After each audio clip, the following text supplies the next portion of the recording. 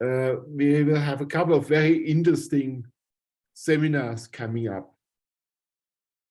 As you may remember from the first issue of Integrative Conservation, we make very clear that the new journal is a journal on the front line of conservation. And if you think about conservation as a front line, COP15 in the announcement of the Kunming-Montreal Global Biodiversity Framework is a very key to forward biodiversity conservation. And because we want to be on the front line, I think a very good form to move forward with that is panel discussions. Beside normal seminar talks, panel discussion will be one of the key elements in the future seminar series. Today, it's my pleasure to introduce our first panel discussion. We will talk about reflecting on the Kunming-Montreal Global Biodiversity Framework, significance, implications, and hurdles. We are excited to have 3 panel members today, which will give their personal opinion on this exciting global framework. And like, I'm very pleased that the panel is very diverse, very different, balanced. We will hear very different opinions. I think everyone is familiar with the basic framework of a panel discussion. Therefore, each panel member will have a brief talk, 10-15 minutes presentation. After that, we follow with questions and discussions, which I will moderate a little bit. Everyone in the audience is invited to put questions forward.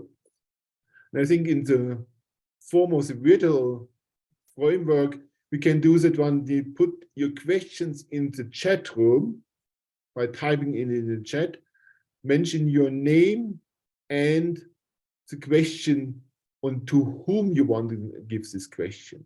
And I will moderate this one beside people directly asking directly. Okay? Let us see how this works. Of course, actually also trying to experience how we do panel discussions virtually. Now, I want to introduce each of the 3 panel members briefly. One of the distinguished panel members is Professor Dezhu from Kunming Institute of Botany, who will kindly accepted our invitation. Then Alice Hughes from University of Hong Kong, who has a long history in conservation biology. And then finally, we have Binbin, who is from Kunshan University, also in China. Now, I had the challenge to ask which one goes first. And we decided ladies first, and therefore I asked Alice Hughes first to give her presentation. Alice, we're looking forward to your statement. Thank you. I will just share my screen.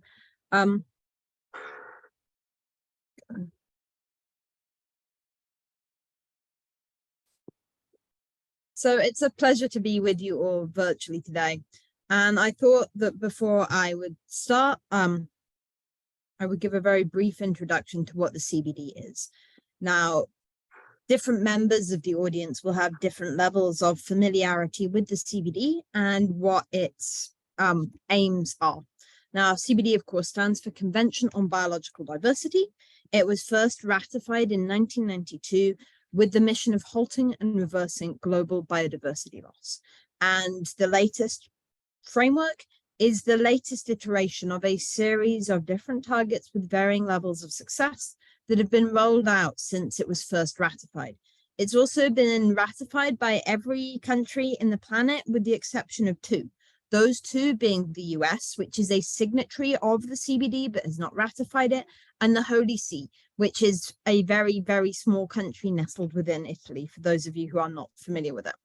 It has 3 major goals. The first is the mission to conserve biological diversity across the planet.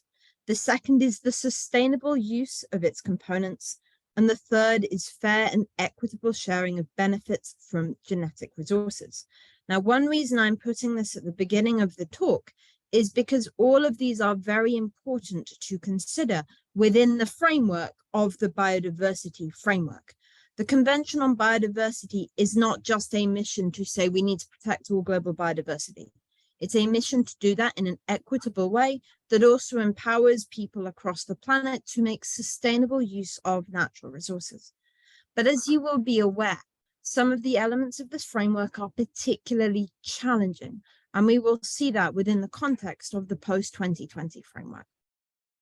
And in order to do this, countries are basically mandated to develop something called National Biodiversity Strategic Action Plans, NBSAPs. To do this, of course, they need to have a remit of baseline data. You can't set a target if you don't know what data you have.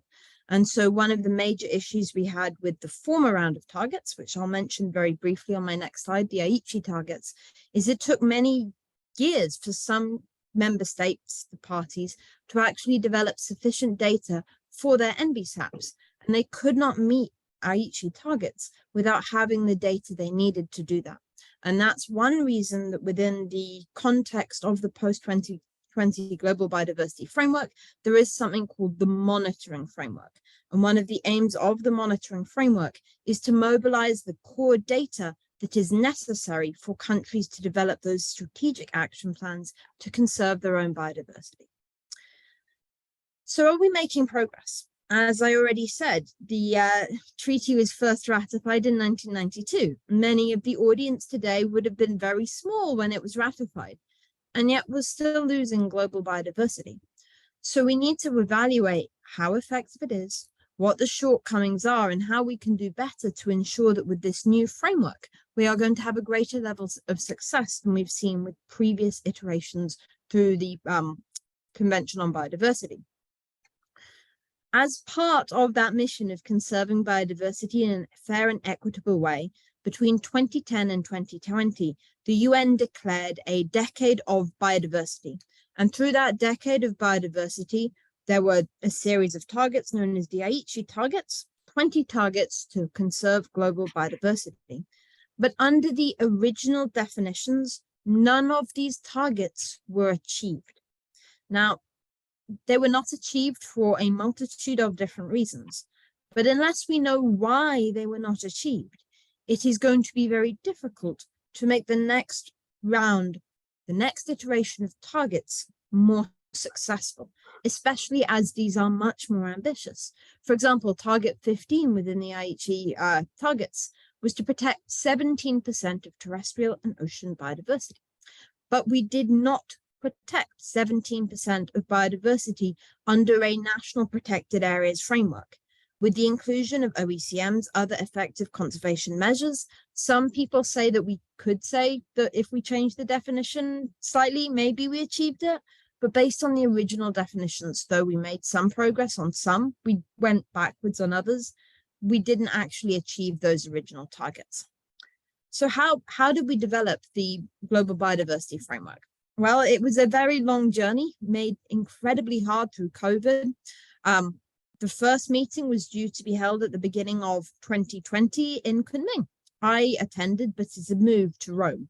And of course, the inclusion of China being the presidency of the COP, and so the leaders of this convention were not able to participate in the way that they were originally planning to because there was a pandemic. And this meant that many of the rounds of discussion were online, which made it very, very challenging because when you have targets that are nationally and internationally important, there is a need for compromise in discussion. And often we forget our humanity when we are sitting the other side of a screen in an empty room. And so this really hampered the ability of parties to actually find compromises in many of these targets. But some of the biggest barriers to agreements included digital sequence information. Now, if you remember, that third aim of the CBD is the sharing of genetic resources. But that and the Nagoya Protocol were developed to deal with physical resources. There was no foresight in 1990 that by this time we would be dealing with information in an entirely different way. Now, many of you will have used digital sequence information. You downloaded data from GenBank.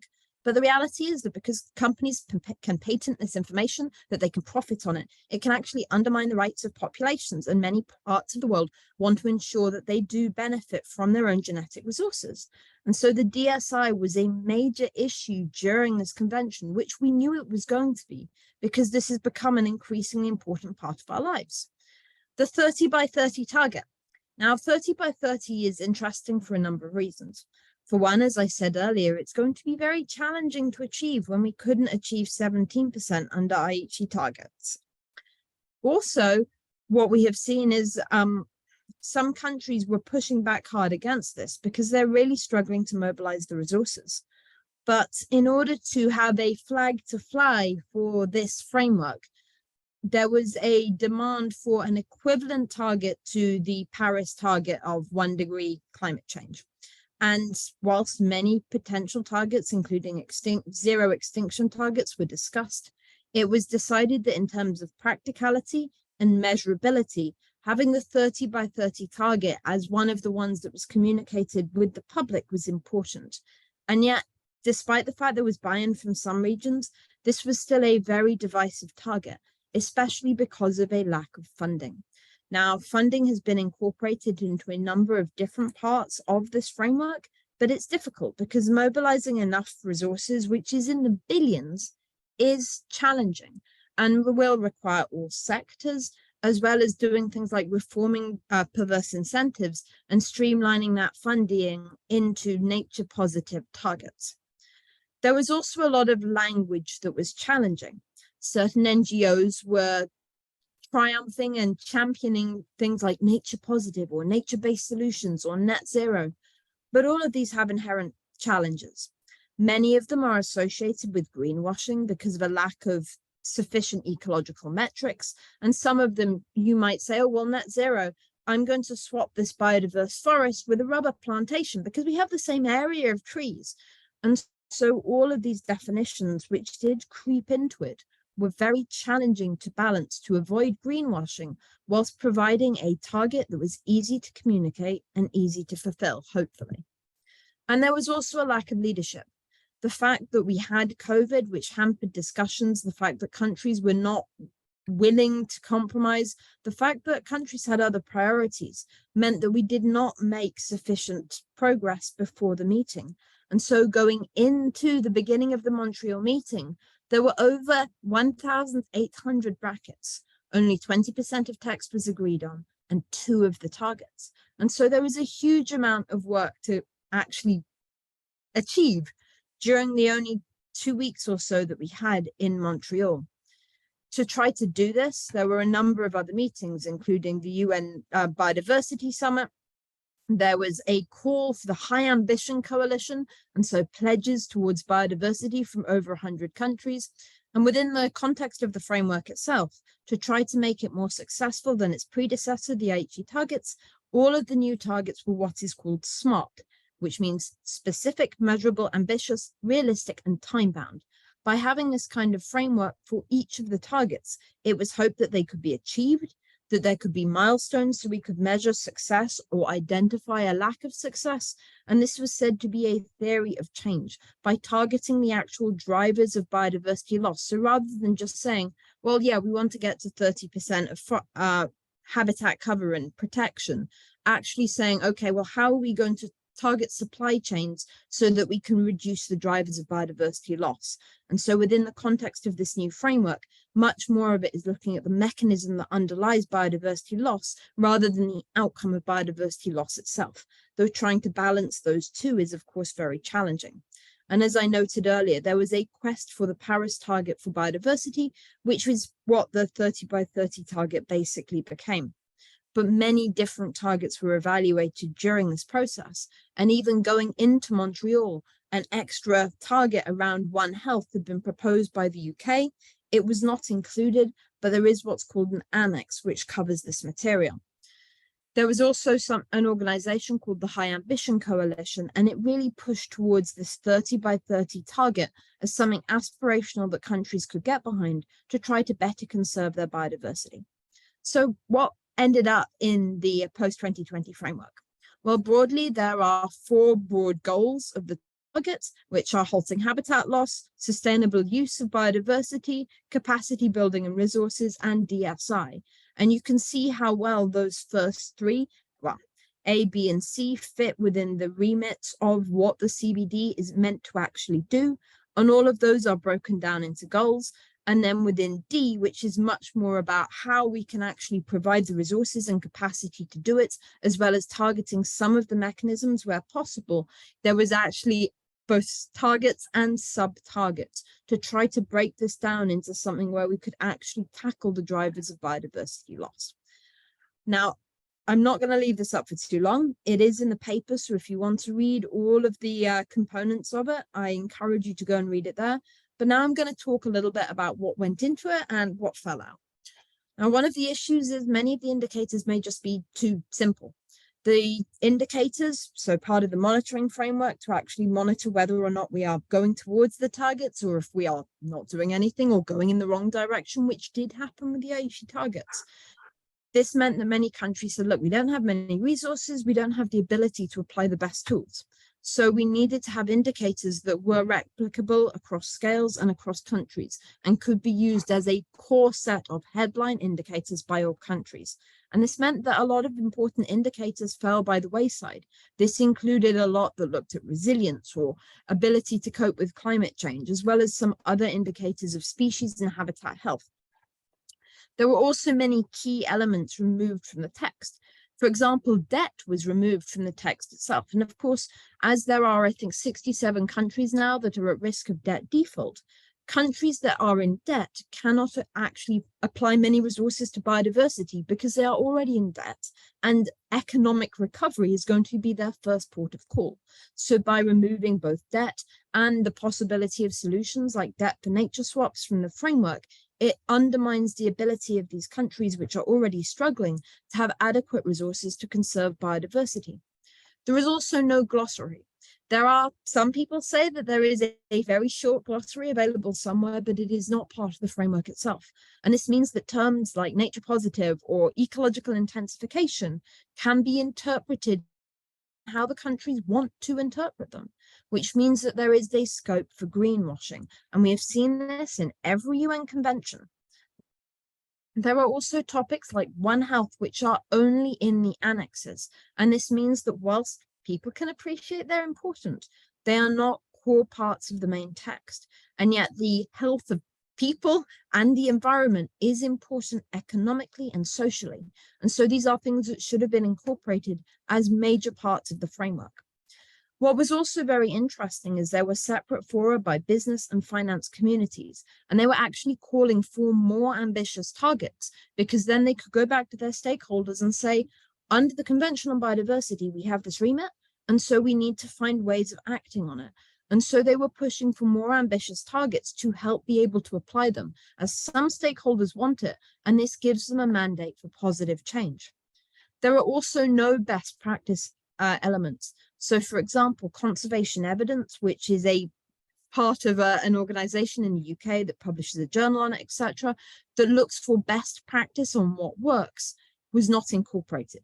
And the lack of this kind of evidence-based reflection means that many countries will keep providing suboptimal solutions to biodiversity loss. In addition, many of the targets were vague or used vague text. Some of them continued to fail to recognize things like the overutilization or unsustainable use of ecosystems. They might apply the term sustainable, but without defining what it is or including things like population monitoring, it's hard to actually know if it is genuinely sustainable, meaning many of the elements of the framework are not measurable and means that we cannot move towards them in the way that we would have hoped. There are also a lack of measures such as things like pollution. In the text itself, it says, so it is not harmful, but it doesn't define what harm is or how we can measure it. And there is also new means to assess that, which means once again, it will be challenging to actually fulfill that remit. Others are completely non-functional. So there is one on increasing the resilience of oceans to climate change. But given that geoengineering is not actually allowed within the scope of the framework, we can't increase the resilience of oceans. And so they're just non-starters. And we need to think very carefully about how we can actually apply something that can lead to outcomes, whereas some of these simply are not functional now. What we can do is proactively conserve areas or try to reduce things like the drivers of bleaching or ocean acidification, but that is very different from what the text says, meaning that countries cannot act on it. There was also a removal of elements like horizon scanning, and that means that even though we are trying to reduce pervasive perverse subsidies now, we might just generate new ones.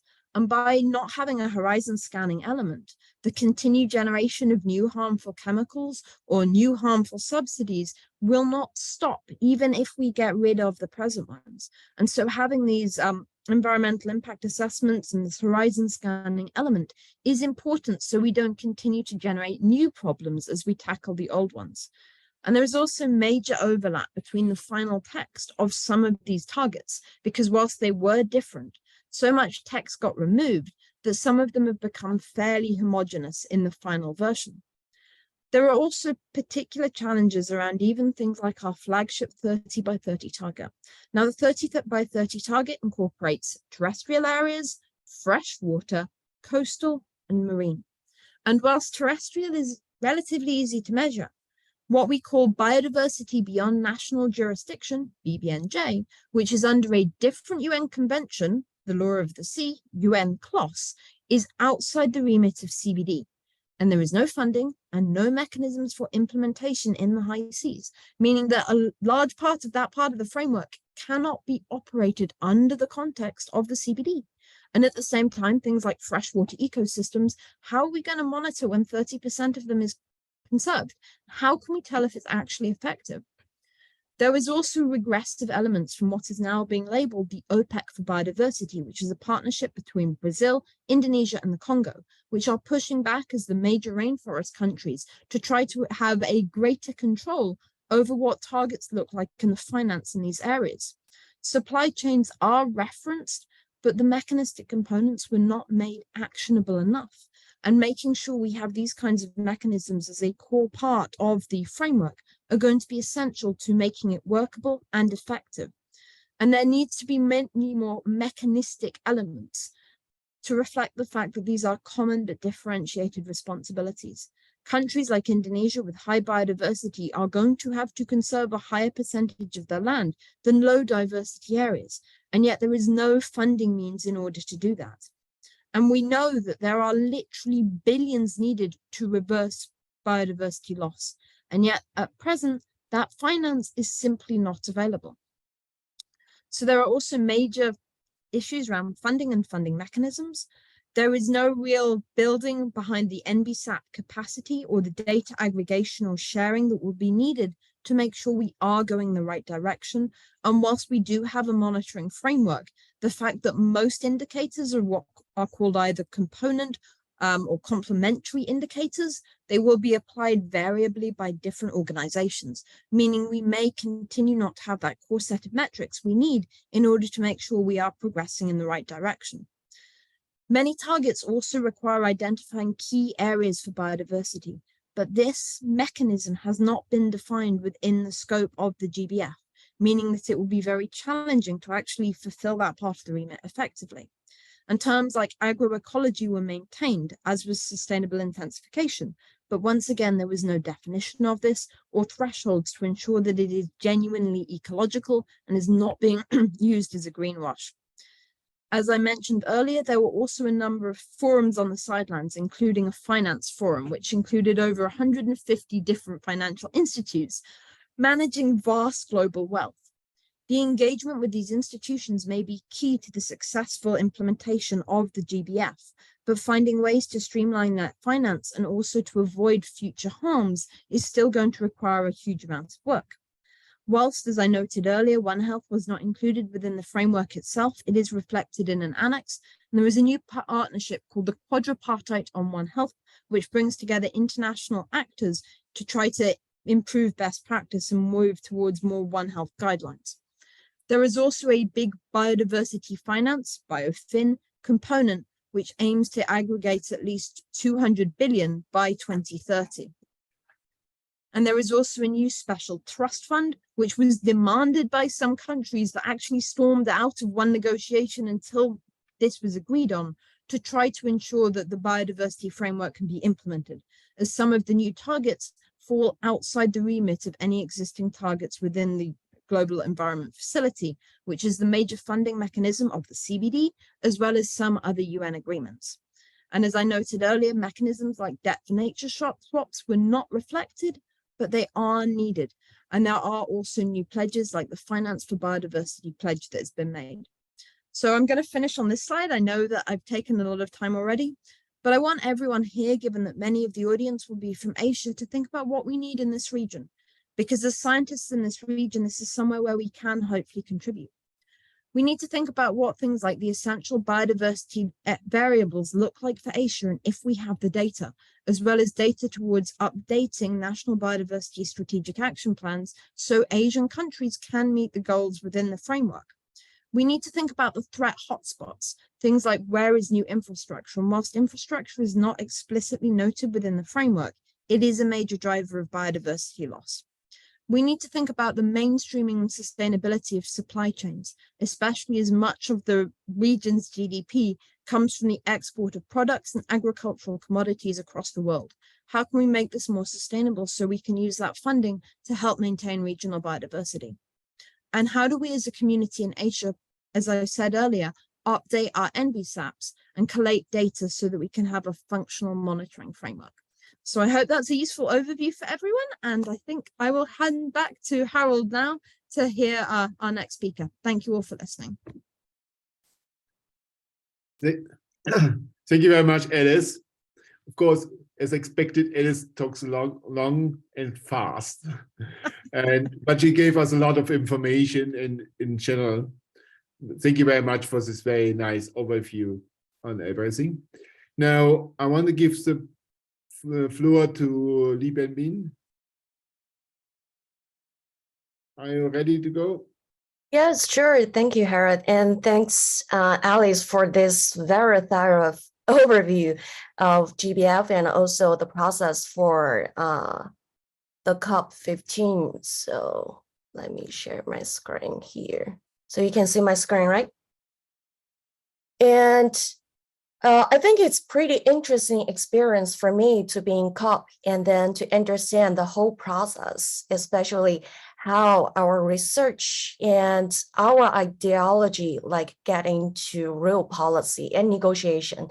And it's kind of like this picture is kind of dark for most of the time, but finally there's some deal like reached at the end of the COP, which is exciting, although like similar to what Alice has mentioned, there's still a lot of obstacles. But during the COP, there was a lot of like concerns and worries, like it will be a Copenhagen situation, like we will fail to reach a deal because there's a lot of different opinions and big opposition pushbacks from different countries relate to different targets, especially relate to DSI and conservation finance. And these are the biggest issues relate to CBD actually, because you know there are three major different goals for CBD, and benefit sharing is the one with a lot of disputes. And that's one of the reasons why some countries do not want to participate in CBD, is they do not agree with the benefit sharing part. So actually get into that and understand what could work, what couldn't work will be very beneficial, at least for scientists like me, is to understand, okay, what are the next steps, and especially how science has helped during this process. And actually listen to the negotiation and then different delegates and their agenda. You know, actually science play a big part in CBD. It's very evidence-based, although when talking about targets, there is two different groups of opinions. One is we need to make the target smart. So we have to make it measurable. But then the other group of like delegates will mentioned, we need to make it ambitious. So sometimes ambitious goal may not have readily available tool to measure that and track that.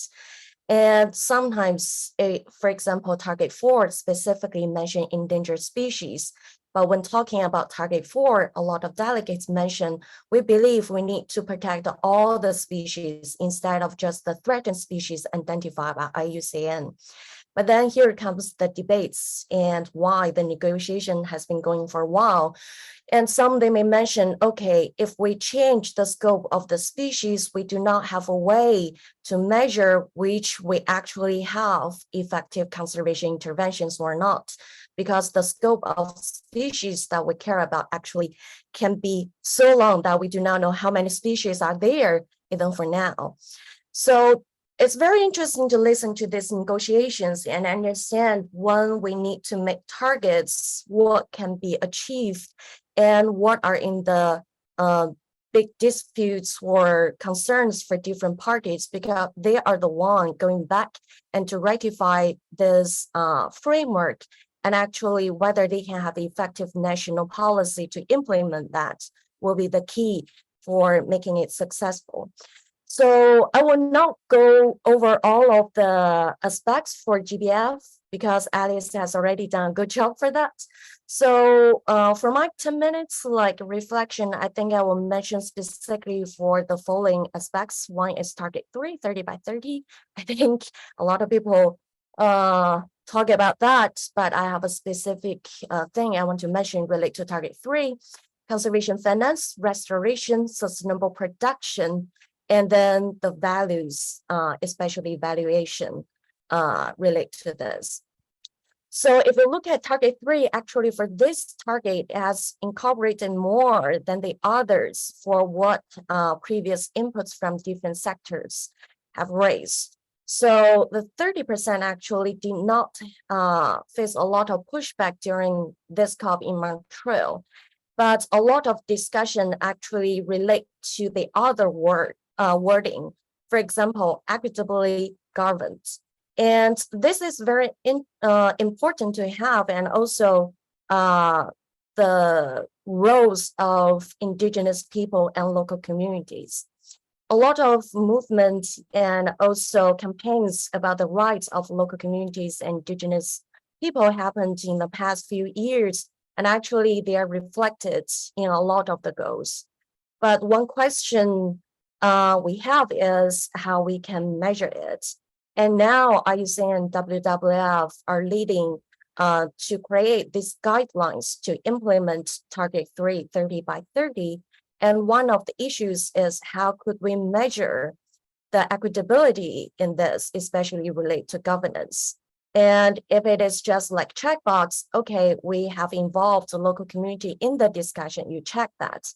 But whether their opinions have been put into the decision and whether their way of managing the protected areas actually can be implemented is another question. So we do not want to make the indicators for the tracking system that only emphasize quantity or just presence or not, but actually relate to the quality, including the management.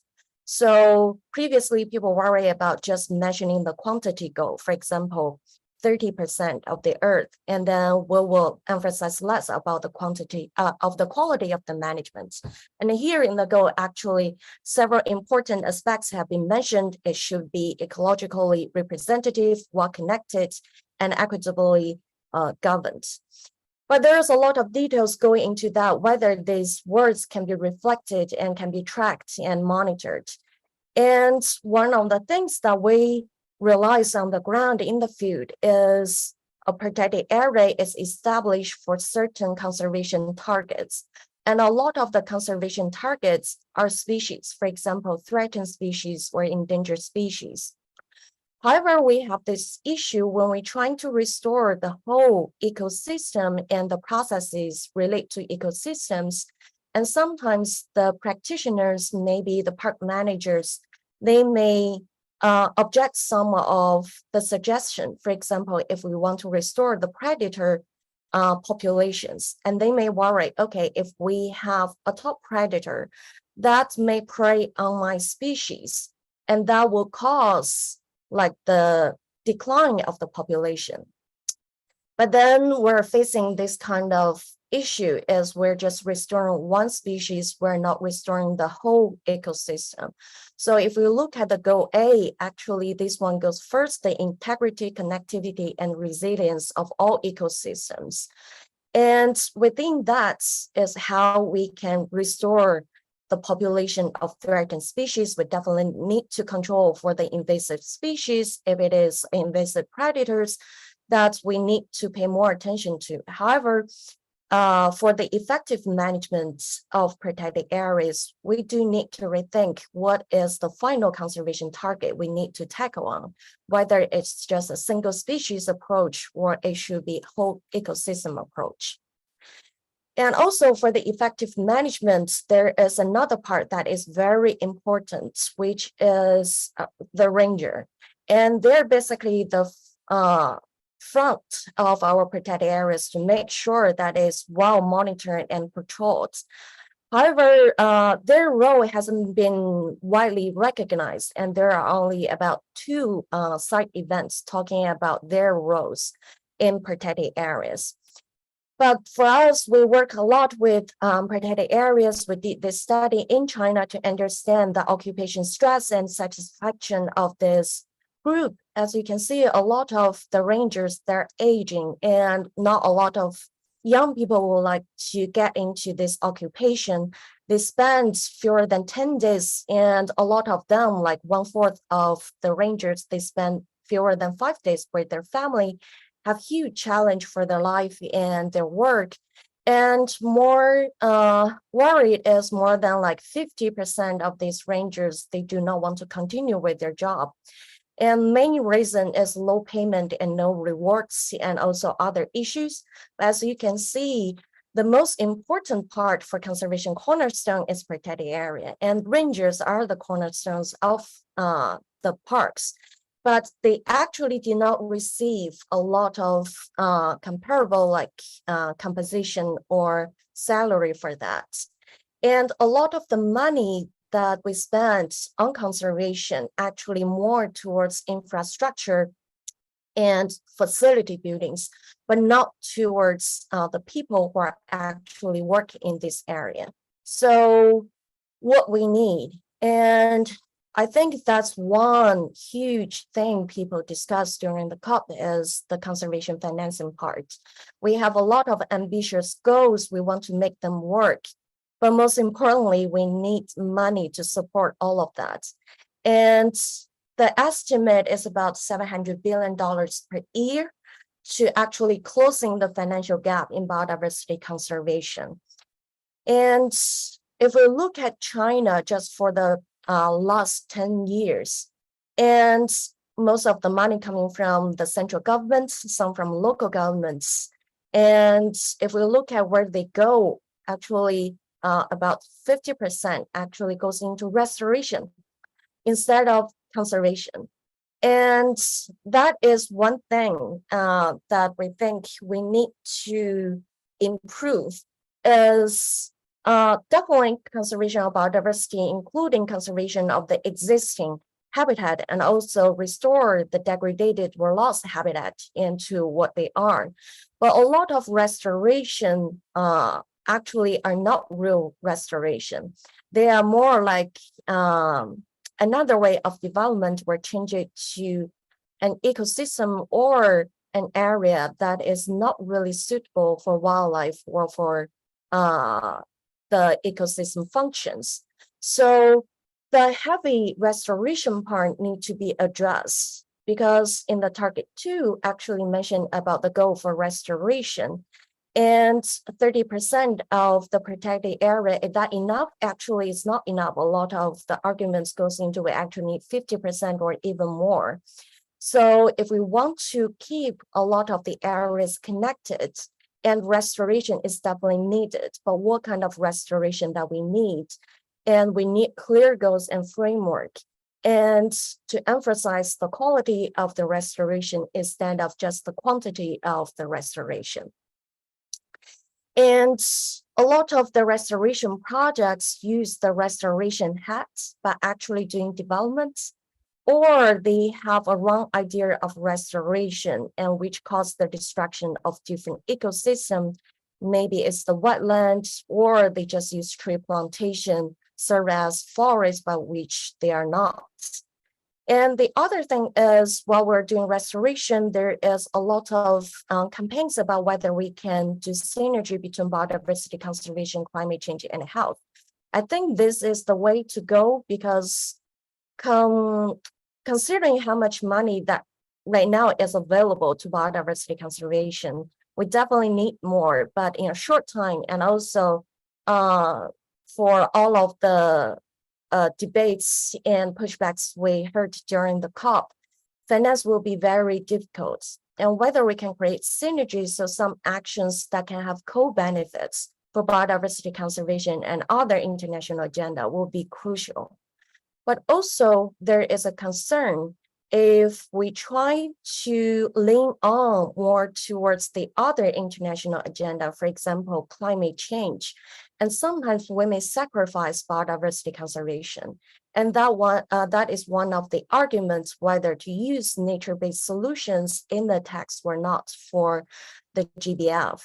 Because some people believe nature-based solution is from the climate change agenda. And if we use that heavily, it means that we may bend our head to climate change. And also it means some people believe like nature-based solution is just use nature as a way to solve climate change issues, but nature itself needs to be safe. And also a lot of the nature-based solutions do not consider the biodiversity benefits, but rather just use nature as a term and to justify some of the mitigation measurements. For example, just planting single tree species and to do carbon sequestration, but which can be a green desert for biodiversity and harm the wildlife that we really want to restore.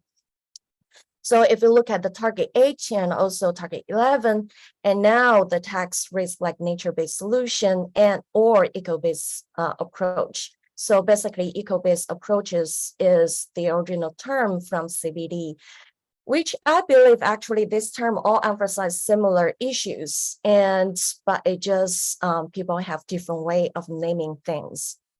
And the other thing is about sustainable production, because there's a lot of like attention related to the goal A, but actually for sustainable production is an area I feel like should be more ambitious.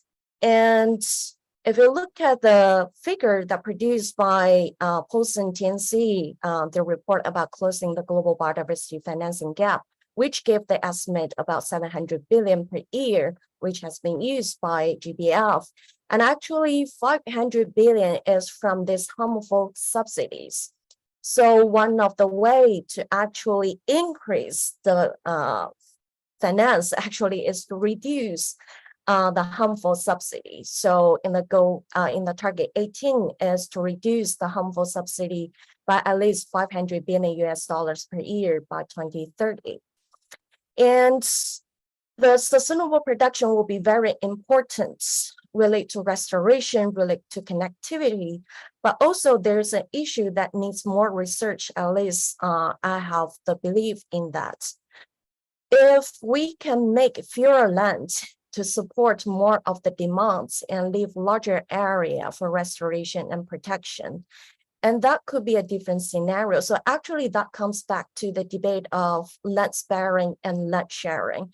There's a lot of research groups trying to understand if we have more intensified production in a smaller area, whether that will create a better outcome.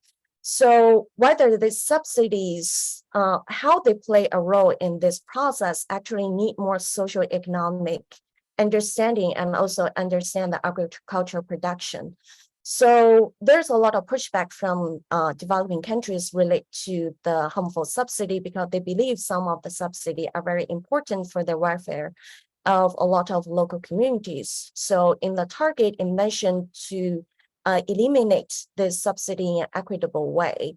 But I think for sustainable production, definitely it needs more research compared to the goal A. Actually, there are fewer research and going into this to support what is the best way forward. The last point I want to emphasize is I heard a lot of voices about we need to emphasize different worldviews and values in biodiversity conservation. And I'm very happy to hear and listen to the debates and going on related to this issue. However, there is still a big emphasis on the economic values and in GBF, and a lot of people are disappointed about that. But I think the key reason for that is how we define development in the current society. And they are measured basically through economic growth. And so when we mention about sustainable development and when come down to some indicators, and a lot of that actually are still economic valuation. So when we talk about valuation, some people raise their hand and ask about valuation of the economic values, or actually we value other types of values, for example, cultural values or religion values. And if we fail the previous targets, doesn't mean only through the market's approach is not enough. And whether we should give more or empower the local communities and different ethnic groups more, and maybe their ways of protecting nature could be more effective in some contexts. And then how should we mobilize their power and willingness to get engaged?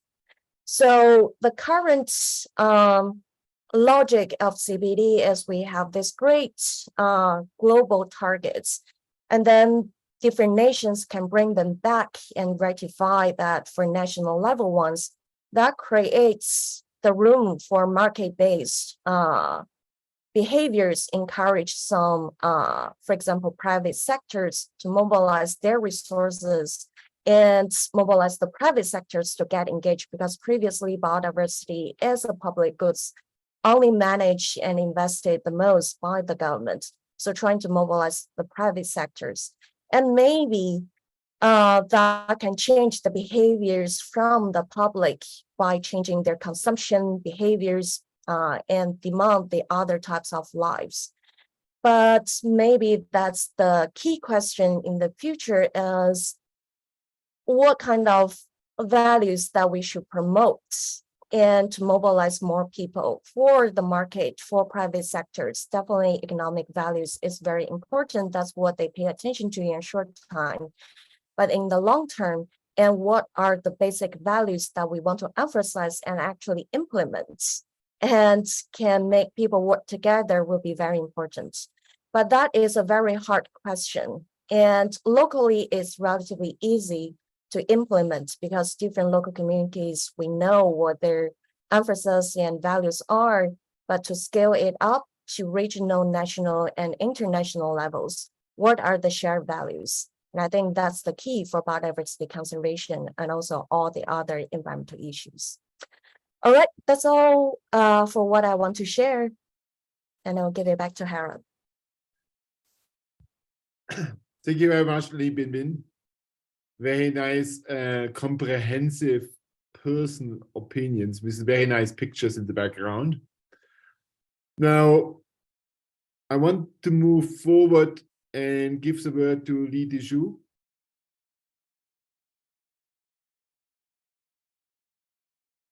Dezhu?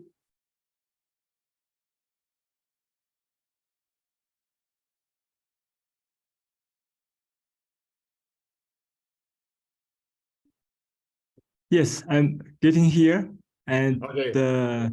Just try to share my slides. Okay. Okay. So here we are. Okay. It's really nice to be invited to talking about the Kunming-Montreal Global Biodiversity Framework, and what I would like to share is how we can build a let me see I cannot switch my video at the moment. I don't know why, but anyway, maybe we can do it later. Because sitting here in a botanical institution, and I think Alice and Binbin give us a really wonderful overview and about how the challenge is.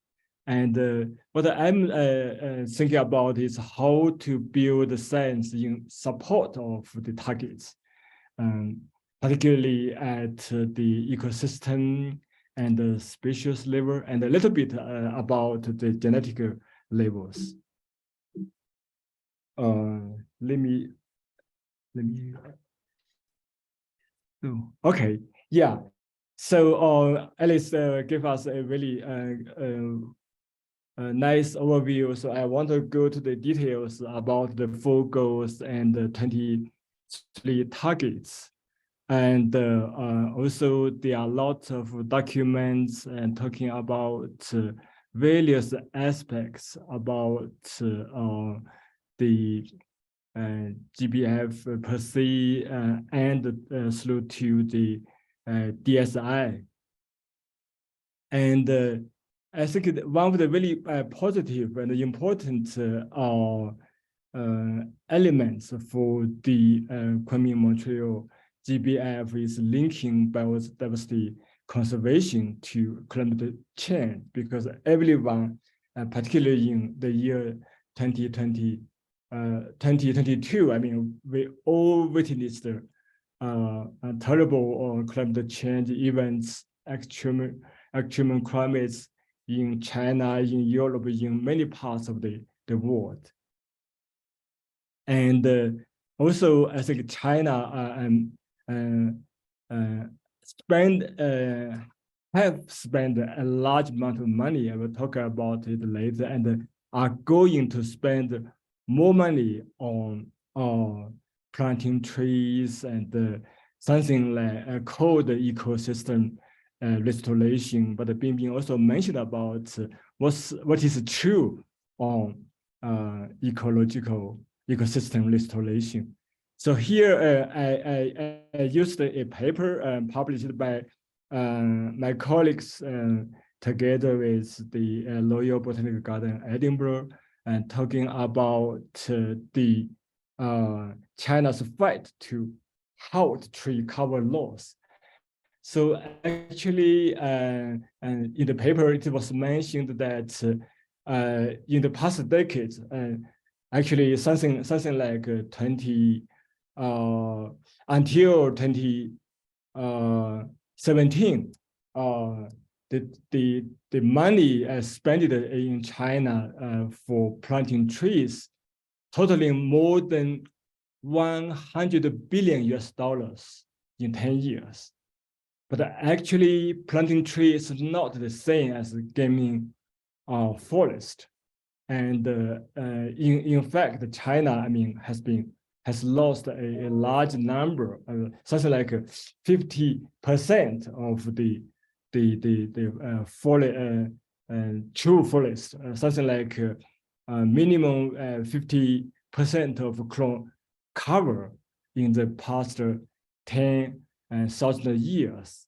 And the current situation is China may gain a large extent consists of low height space and scattered plantation, which is not truly what we thought about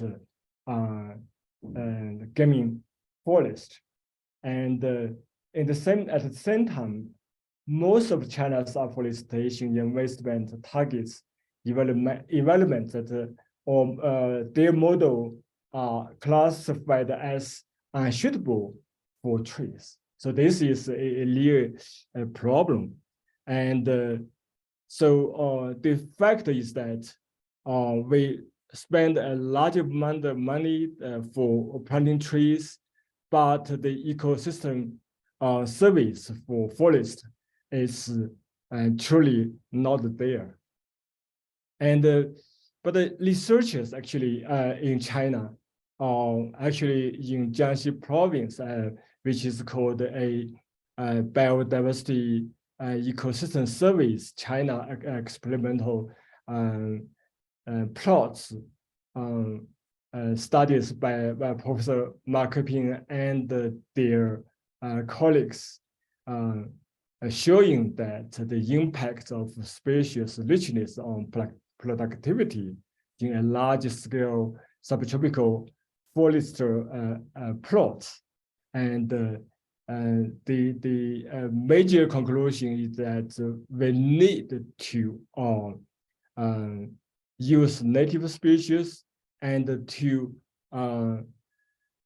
carry out a lot of what we call the mixed forest rather than single species plantation. And the second aspect I would like to cover is to against the target, talking about ensure sustainable management of wild species. And as a taxonomist, I actually maybe I will give you a little bit more information about this target. So actually, in the past decade, for the global strategy for plant conservation 2011 to 2020, we were going to build a water flora online. Actually, it's nearly there, but it's a continuous effort.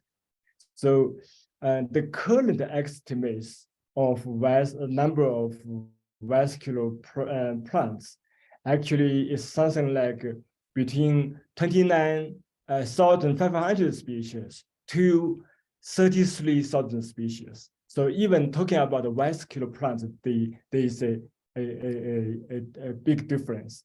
If we were looking at the algae, look at the bryophytes and the fungi, I mean they are large of different estimates. The other thing is from morphology-based species identification to DNA-based approach, and actually current studies revealed a large number of what we call the cryptid species. So looks the same morphologically, but genetically they are totally different. So to precise and quickly identify the targeted wild species is a very important issue. The other thing is the application of names, because all the lineal or scientific name for species is based on the genetic name plus what we call a species epithet. But the monofamily of many genera are now not actually achieved by using molecular data, and the subsequent change of genetic names and species name make a lot of confusing, particularly for a digital or digitalized database. If there's a single character difference, the database will recognize as maybe a different entity. So I would like to give you some example about this issue.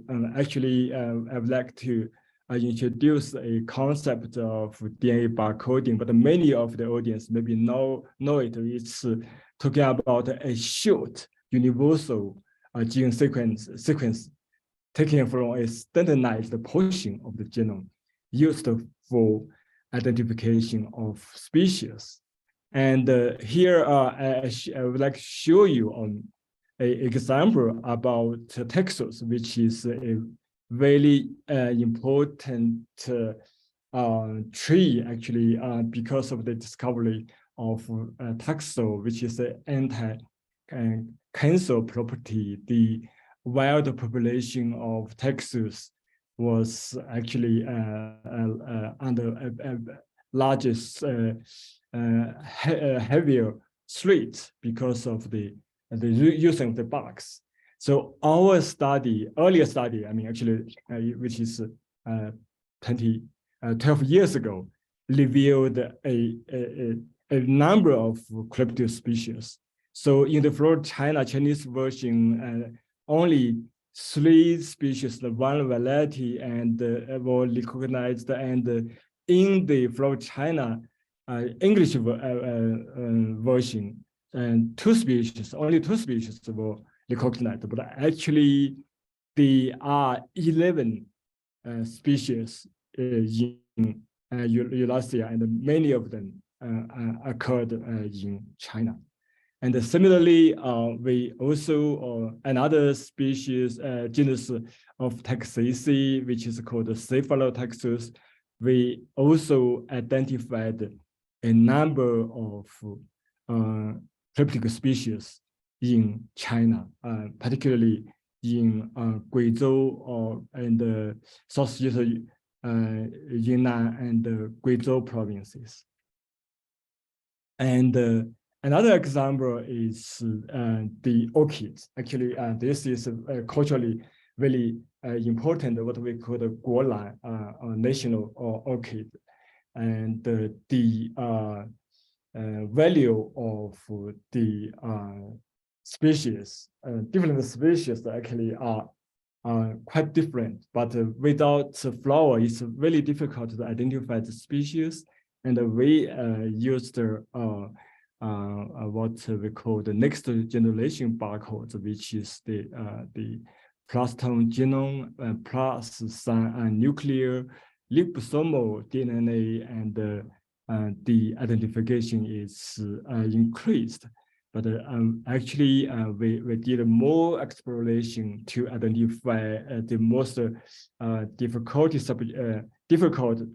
subgenus, Gensoa, and using an approach called deep genome skimming, and something like 15 to 20% of coverage of the genome. And this will enable us to identify most, if not all, the species. So talking about the change of names, I mean, Aleobotria, as it is shown in the right corner, is a very important medicinal and fruits in China and Eastern Asia.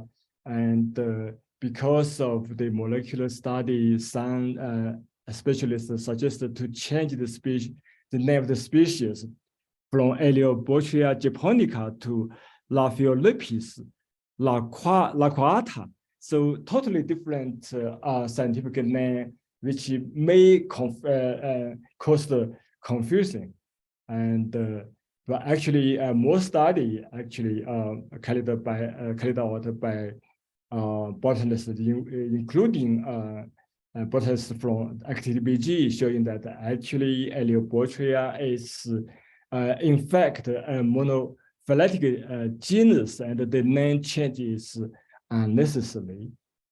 So finally, I would like to cover a little bit about GSI. The target is asking to ensure the fair and equitable use of all benefits from the utilization of genetic resources. But DNA, as I mentioned before, I mean, DNA-based approach becomes a cornerstone for accurate and quick identification of species, and actually are an essential tool to detect genetic diversity. And but now, previously, I mean, DNA barcode was using a short DNA sequence, but now the next generation barcoding, including the whole plastid genome, and now we are using a large number of nuclear genes, as I showed in the genus Cepedium, the national orchids, Guolan. And so how to differentiate scientific research-based use of DSI and the commercial exploration of DSI, I think is an issue may actually affect international cooperation, particularly from biodiversity rich countries such as Brazil and the African countries. So I think that's what I would like to share at the moment. Thank you for your attention. Thank you. Thank you very much, Dezhu. And I think the technical problems were minor. I think everyone got the content. I think I want to thank here all the three panel members for their very comprehensive personal view on the GBF with very different ways to look to it. Alice looked very much on the process of the GBF and how it's worked. Binbin went very much in a more general personal perspective, and Dezhu finally got more in the typical researcher perspective, how we actually address that one from research. Now, next step, I want to see a little bit discussion.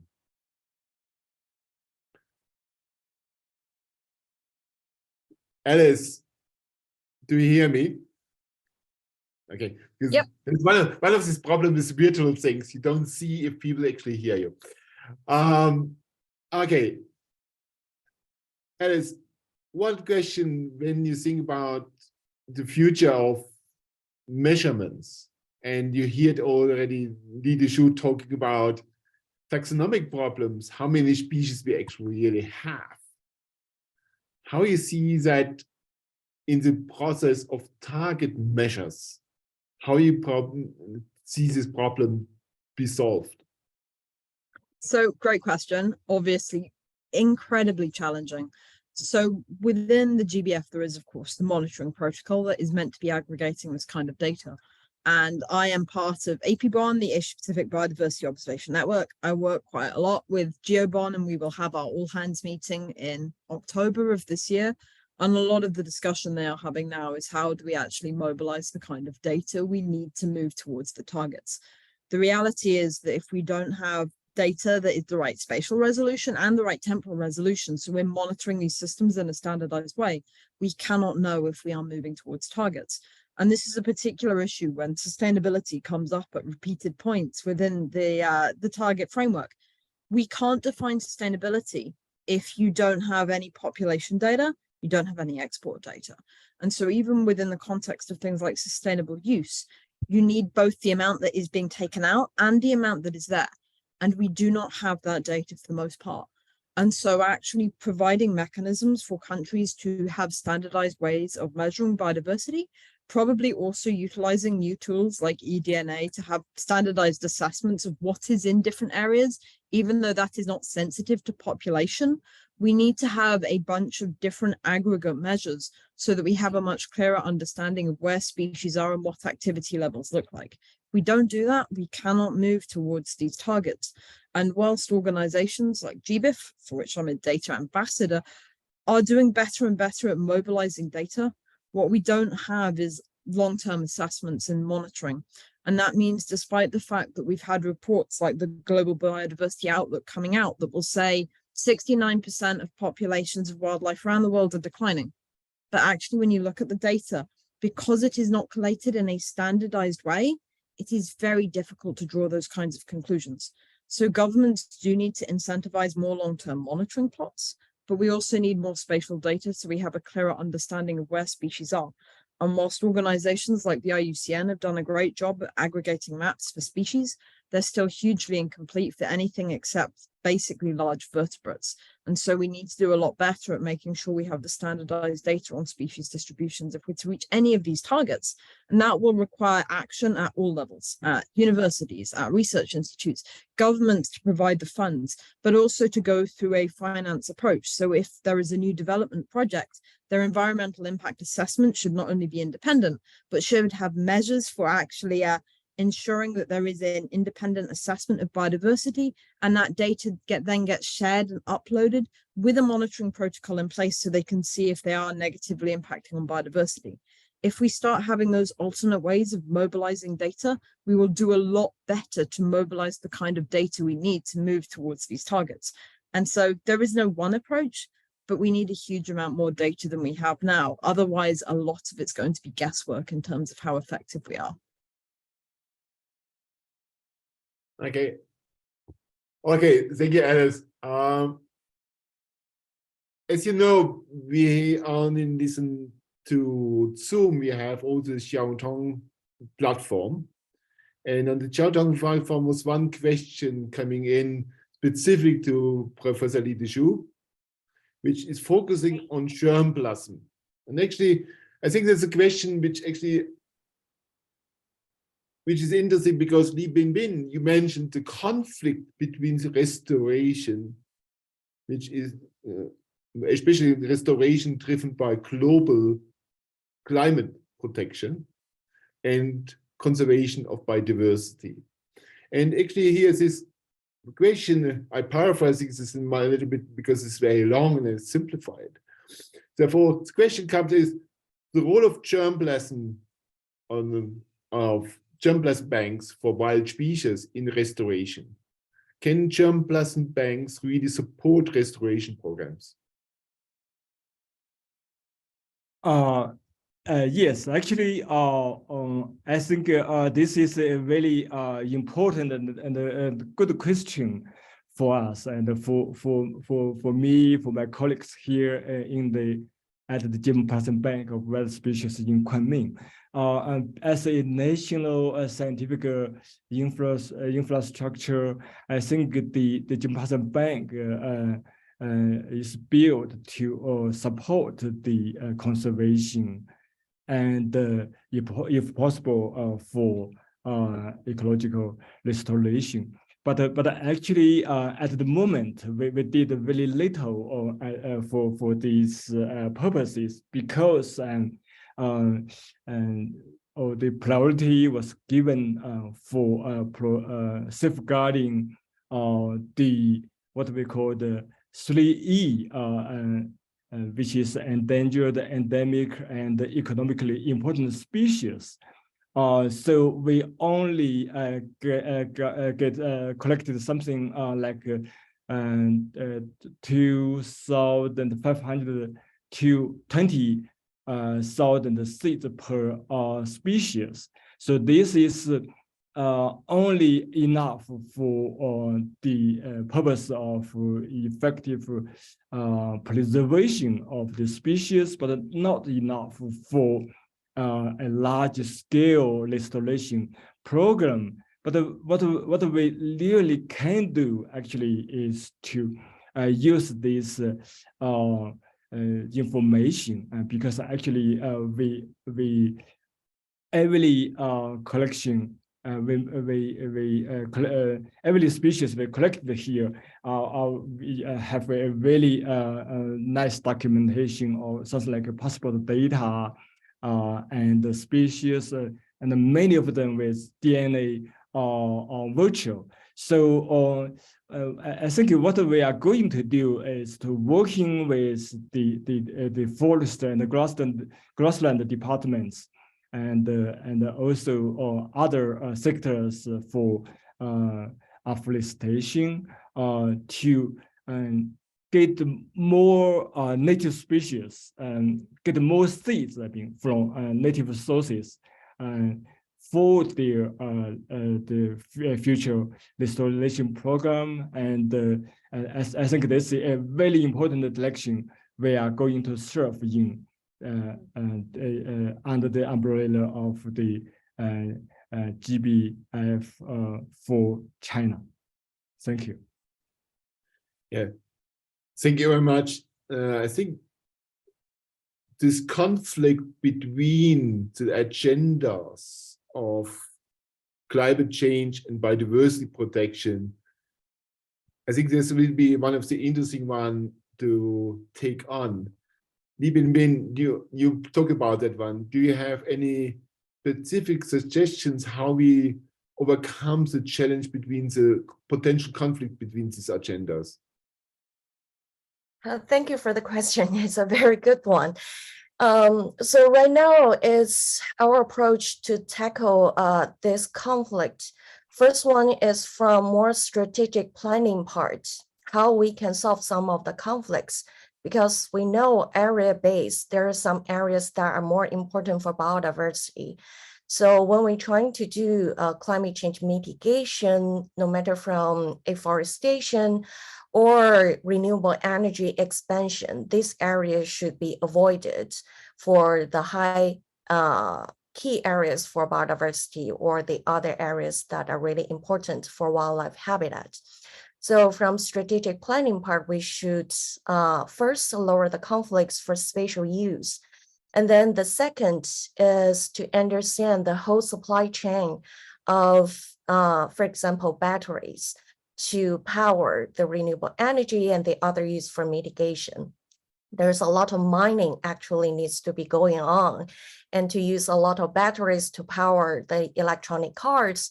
So we need to do this forward thinking about what conflicts could happen if we want to push forward the climate change agenda, and then to understand what could be some conflicts there for biodiversity and climate change agendas. So that's needs some of us at least, and to collaborate more with the climate change experts or the policymakers to do this horizon scanning and to understand, okay, what problems could happen. So when to do the strategic planning, we try to avoid this area or reduce the conflicts. The second one, I think most importantly, is to have more inclusive discussion about what kind of measures or interventions could create co-benefits. So I think a lot of the intentions or some programs, they are invented with good intention. However, they were not inclusive. And so a lot of expertise and opinions were not there and to help with the implementation or design of the projects. So maybe just like adding a little bit of expertise from people who are doing biodiversity, just adding some tree species, and then they can actually improve the carbon sequestration, but at the same time can provide biodiversity co-benefits. So right now, I think the key issue is to not treat this as two separate agendas. More at thinking, okay, we can have one stone, two birds, and how we can do that this way. So combine expertise and have more inclusive decision-making process will be very important. Yeah, thank you very much for emphasizing that it's actually not a conflict as long as we would try to work together and integrate it, because actually basically the things could be aligned easily and together, in my opinion. Okay, here one more question from Xiaotong, for this case about green. Alice, you mentioned several times greenwashing, and one from Xiaotong, one of the question came in how we monitor that, how we manage that one, how that, especially in the context of the commercial aspects, so the greenwashing doesn't happen.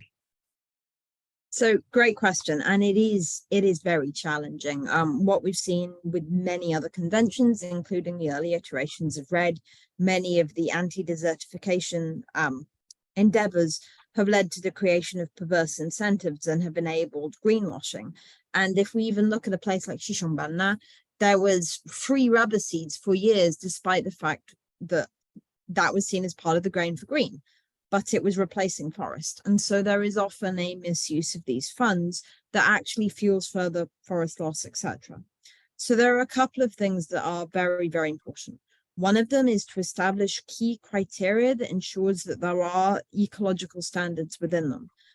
We see the continued rollout of many afforestation programs. The Billion Tree Tsunami in Pakistan is one example, but 20% of the trees within that project will be eucalyptus. And what we see in many tree planting projects around the world is up to 80% will die within 3 years. So clearly very poor investment because you have a high rate of failure. It looks great on paper because you say we've planted 1 billion trees. You don't say that in a few years' time, 80% of those trees will be dead. And at the same time, you've caused the water table to drop and actually negatively impacted on local flora. And so by having clear standards in place that say, if it is any planting program, it uses native species that have preferably been cultivated locally to reduce the chance of invasive species, diseases, pathogens coming in, which is a very real risk that we're seeing more of under climate change. And so having those key standards for any of these new projects will be crucial. What we also need to do with any incentivization, any subsidy scheme, is look for where it could be abused. The reality is that farmers are often poor, and even if they're not, they want to make money. So if there are any kinds of loopholes in these that enable them to use it as a way to have an agricultural economic plantation rather than planting native forests, etc., they will do that. The way we stop them doing that is by having these standards, having monitoring, having certification schemes. So you say, okay, look, you say you're going to grow shade-grown coffee or roundtable for sustainable palm oil, we're going to go and check it at the outset, and we will do random other checks to make sure that you're actually following the certification standard. Now, certification is expensive, but if they can get a premium price for it and they can guarantee that it is genuinely sustainable, then you have something that is economically valuable. So within any of these, it is identifying the loopholes, plugging them, and making sure that is in addition to those core criteria, there are monitoring schemes in place to ensure that these systems are not abused. And even within the COP, there are a lot of companies that say, yeah, we're doing these huge projects, isn't it fantastic? And you're like, what are you planting? Have you had any evaluation? And a lot of the time, it is either because they could access a subsidy and it will fail, or it's economically driven. And so making sure that those criteria and the monitoring are there from the outset will help ensure that we align the targets better and we do achieve more sustainable success in the longer term. Okay, thank you. I think all these questions will have much more longer discussion needed. Jin put a very good question here out in our chat group here. The benefit sharing idea has been held for years. Is there new mechanisms to really implement that? Anyone wants to take that one on? I can respond a little bit, although I do not think effective benefit sharing mechanism is there yet. But there's discussion, and I think they're trying to establish this in the near future is instead of bilateral benefit sharing mechanism, they're trying to establish this multilateral benefit sharing. The previous bilateral is more like, for example, Brazil with the other developed countries. So they have this bilateral agreements. So any natural resources from Brazil, they may get some benefits from the profit that they made in other countries. But these are really limited to certain countries. A lot of developing countries, they do not have this bilateral mechanism. And sometimes it's hard to trace, okay, it is directly to that country and the supply chain can be quite complicated. So during the COP, there's a discussion about maybe we should have a multilateral platform, and then to what threshold that trigger the benefit sharing, and then to have what proportion of the benefit given to the country that who provide these natural resources. But So I'm gonna whether it will work or not, and I have a big question mark there, but definitely the mechanism is very important to have, and which one could be more efficient, definitely need more time to work it out. So I'm going to build on that very briefly. As Binbin says, it's very complicated, and we knew DSI was going to be a huge issue, especially with the intersection with things like Nagoya and the fact that these protocols were not built for this. Now, there are a couple of things that need to be considered. One is benefit sharing is good for all of us. But then there's also the issue with traceability. I think one way this could be partially dealt with is, especially when companies are trying to export large volumes of biological material, then actually in order to get export permits, one way of doing it would be that they have to fund at least some sequencing of it to see what it is, but also means that you can see if that shows up in things later. Now, genomic and genetic technologies and barcoding are becoming easier, but it also improves traceability. And so then if they are patenting later something that comes from a natural product, they can actually declare where it's coming from. And so that you can actually see directly, okay, look, this is how these things line up. That means we generate more data. The responsibility is not on the exporting country. The funding is coming from those that have funds, and we start mobilizing more data that helps fill in those gaps. And so I think thinking creatively, and of course you can't do the whole genome, but what you could do is look at barcodes, etc. And then when they patent this new thing, obviously they need to show some traceability. You can actually put that in the metadata that shows where it comes from, that makes it more reproducible and everything else. And so then we get a lot more data from the whole product. Okay, thank you. I think genetic resources or genomic resources are actually potentially one of the big elephants in the room at the moment, now this will sharing. I would love to discuss that one a little bit more, but I look also at the watch, and the Zoom session is scheduled until 6 o'clock. Therefore, we have only 3 minutes left. And therefore, with the 3 minutes, I want to take advantage and thank you all three, Alice, Dezhu, and Binbin, for your nice, clear presentations and taking the time. I want to thank all the audience to stick to us and listen to us, and those who shared questions. Unfortunately, I had not enough time for questions at the end, but that's normal. And maybe for the people on Zoom, it will be interesting to realize that on the Xiaotong platform, we had about 700 people listening to our presentations here. Therefore, I think this was a very, very successful one. Thank you, everyone. And from my point of view, it was a very good example that these panel discussions are very helpful for the future development of conservation. And I'm pretty sure we will have the next year or two sort of such panel discussions focusing on specific questions of the delivery of the GBF. And I saw that update, we had about more than 800 people listening.